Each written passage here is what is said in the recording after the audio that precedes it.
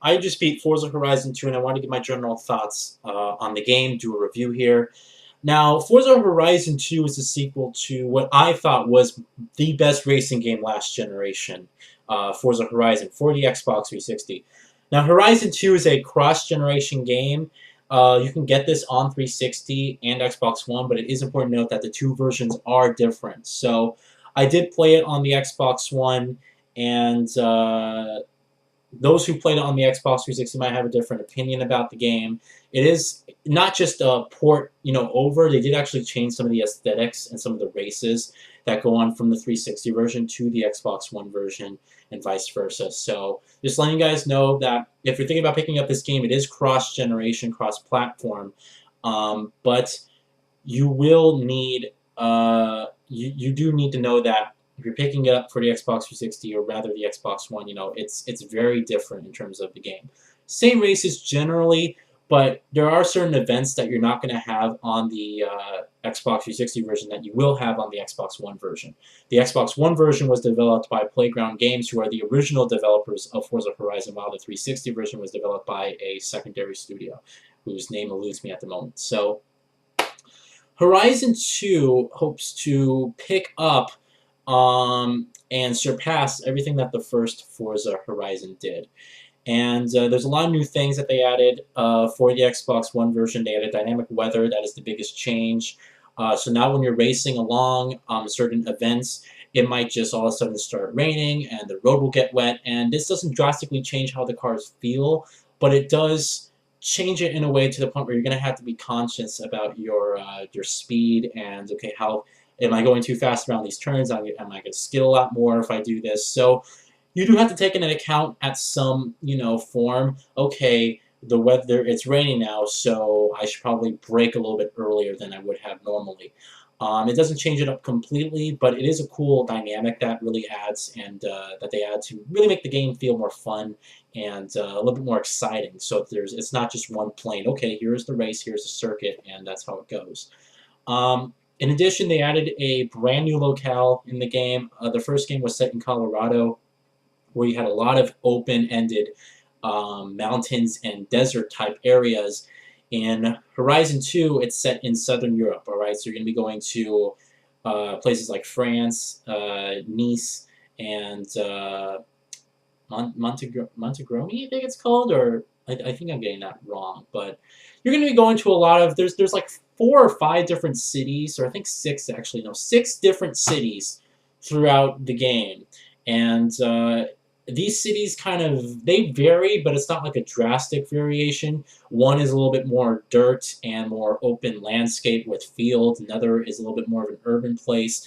There's another one that's a little bit more caves. It kind of has more of the forest views and the mountain views and stuff of the city below it. So it's a gorgeous, gorgeous location for the game. It really does add a lot of variety that the first one didn't have.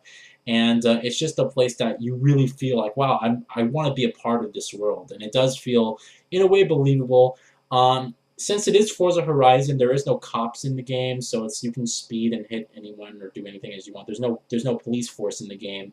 It kind of takes away that frustration, and there's barely any civilians on the road to basically not make it so that it hinders your racing in any way. So that, okay, I'm racing, oh, there's traffic, I'm just going to hit everything. It's not like that. It's very much a open-ended game where you're supposed to be playing in a multiplayer community via Xbox Live.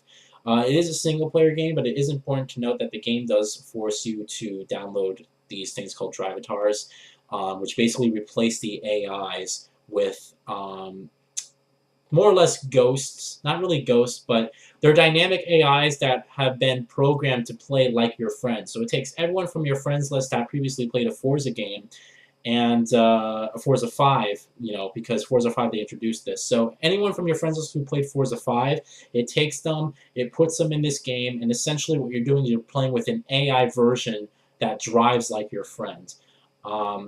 In Forza 5, this was optional. On Xbox One, it is not. So if you feel this may hinder you in some way, that is somewhat important to note that you do not have the option to do this. It does make it feel like you're part of an online community that you're racing with your friends. So it does give you that sort of feeling, which is nice, you know, and you can still play online with your friends, and you can do online free roam if you'd like. So there are a bunch of different multiplayer modes, but I'm reviewing this solely as a single player experience. There's a bunch of cars in the game. There isn't as much variety, or some of the newer cars I would like to add it in there. I would like to see the BMW i8 in there. I would like to see the Acura NSX, which is still in concept, but it's coming out very soon. I would like to see. There was another car that they had in there that I was thinking. Forgot the name of it, but there's some other cars that that are newer that you may say, okay, like this is really, you know, a nice car, and I wanna race it, but the game just doesn't have that.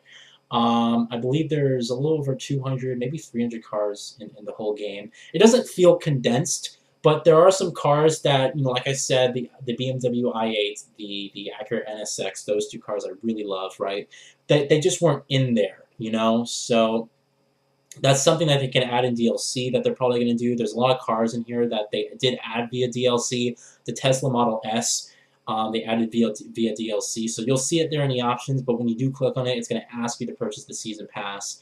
And there are certain cars that you can actually pay for separately, but most cars you do have to buy a Season Pass or car pack that contains that car with a bunch of other cars in order to play, in order to race with that car. So basically, if you play Forza Horizon, you're coming over to Forza Horizon 2, not much significantly has changed. The cars still feel very good. It still has that same great fine-tuned balance.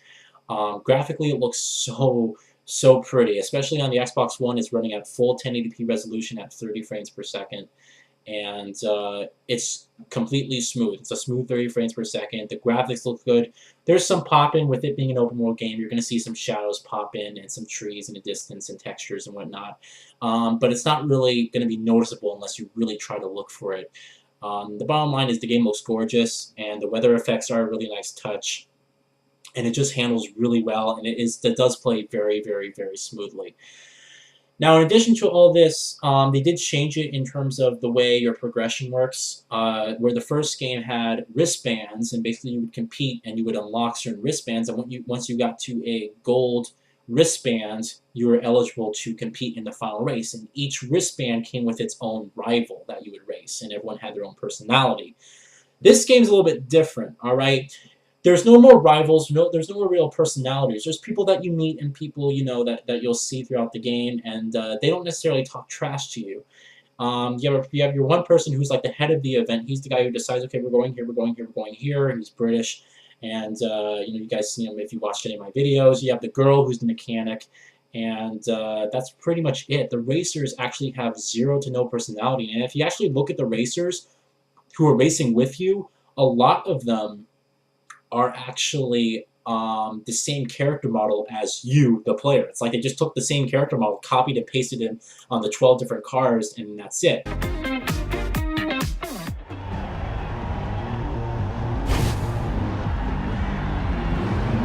There are no AI drivers at Horizon. All the opponents you'll face here are the drivatars of real people, driving in the same way they do. Some of them will be your friends, so if you beat them, be sure to tell them the next time you speak to them. It kind of disconnects you from the race that way because, okay, it's not like you feel like, oh, this guy's a dick. He talks trash to me every single time we start a race. You know, and the reason that they did that is because the drivatars have replaced them completely. There's virtually no AI in the game. It's all dynamically,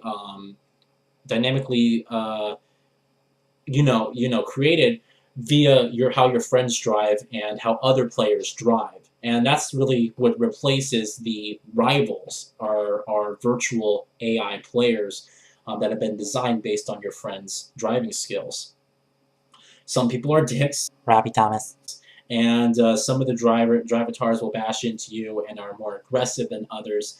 It gives you a sense of that you're playing online with more people. But there is no way to turn this off, so if people are being a dick on the road, you're just going to have to deal with it. I didn't run into too much trouble. My good friend Robbie Thomas, who runs Open World Games, the YouTube channel, he had his drivatar in there, and he was always up front. He was always, just ahead of me, and he was always if he was not first, he was second. So it was his drivatar gave me a really hard time. I tweeted to him, I'm like, dude, your drivatar is a complete dick, and he thought that was hilarious. So uh, yeah, it's a very fun game, and the way that they did this, I understand. Okay, we replaced it, and that's why there's no real personalities, no rivals in the game anymore. But I just felt disconnected from the races I was in. I didn't feel like I was really racing with any real people, even though they may not have handled as straightforward as AI people did. They they had no personality. They were just lifeless. So it's still a very fun game, and I don't think it detracted too much from the experience. And I think it was still the way that they handled it is still very well done. You still have wristbands in the game, however, your wristband just determines your level. It no longer determines your progression. So you basically have a level in the game, and okay, I ended the game at like level 42, and I had like a blue wristband, right? So it goes from yellow, green, blue, pink, and I think gold is the final. Gold is the final. I think after pink, it's gold, and that's the way it works. There's 5 different wristbands, I believe.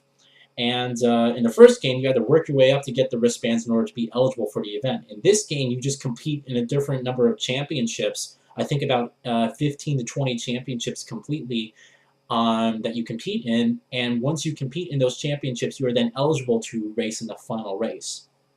It feels very much shorter than the original Forza Horizon did. The original Forza Horizon took me about 35 hours to beat. I beat this game in about 23, 24, I believe. I looked on Xbox. I could actually tell me how long I spent in the game, but I believe it was about 23, 24 hours. So it's a little bit shorter. However, there was a lot of content in there that I didn't necessarily do. I did pretty much as much side content as I could until I really got bored and I just didn't want to do it anymore. So there are bucket lists which basically allow you, they're a new addition to the game, which allow you to basically get into certain cars and you can you basically drive a variety of different cars and they'll give you like an objective. Okay, get to this point with a speed of 160 miles per hour in this car. And you have to, dodge traffic and make sure that you get past this checkpoint at a speed of 160 miles per hour or over.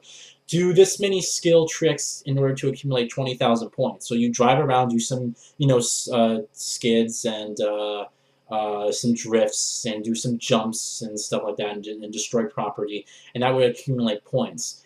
It's nice. It's something different. It's a variety of different things and allows you to try out different cars. However, there's 45 of these. I did 15, and I did like I think I did 15, right? And I tried to do the other ones, and I just got bored, and I just didn't want to do it anymore. So there's a lot of content in there if you necessarily want to get in there and just do a completionist. It is important to go that post game. Once you complete the championships, you'll have an option to go to the 6 different cities, and there's a total of 28 championships in each of those 6 cities. So keep that in mind that if you want to do 100% completion, this game's looking at about, I would say, close to 50 hours of gameplay. 40 to 50 hours of gameplay you're going to be looking at for a completionist run. And that's a lot of content. The game's a lot of fun. The cars handle beautifully. Some of the best car handling in an open world game, I'd have to say, ever. And when you really look at everything that came out this year in terms of racing games, this can definitely be said as the best racing game to come out this year. So overall, I enjoyed Forza Horizon 2. I think the first game did it a little bit more for me. I love the location in Forza Horizon 2 better than in Horizon, but I like the progression and the rivals and how the whole game was built in the original game versus this one. It is still the same great racing game that you all know and love. The same great controls. The same great cars are in there, and you can still upgrade and customize your vehicles. You can download different designs from other players. You can add vinyls. You can change the color of the hood, the rims, the doors of the car. You can change pretty much everything and make it customizable as you want. So that is all available to you to use. It's a great game. Definitely, I would have to say, of all the Xbox One games to come out this year, this is the best Xbox One exclusive. It's fantastic, and there's a lot of fun races. I definitely love the events where the end of a few championships, you'll get an invite to a certain big event, and this event will allow you to, okay, it'll be like outrun a train, like an actual train, you know, and you have to basically drive across these checkpoints and pass the last finish line before the train does, as it's going in a straight line. And it's really fun. I think my favorite one was the last one where I had to outrun a cargo plane. It was a huge cargo plane, right? And I'm driving, and we get to the airport. It's about to land, right, at the finish line. And I'm driving and driving. This thing's like right here, and I get right under it, and it's just rattling my car. My controller's shaking like crazy.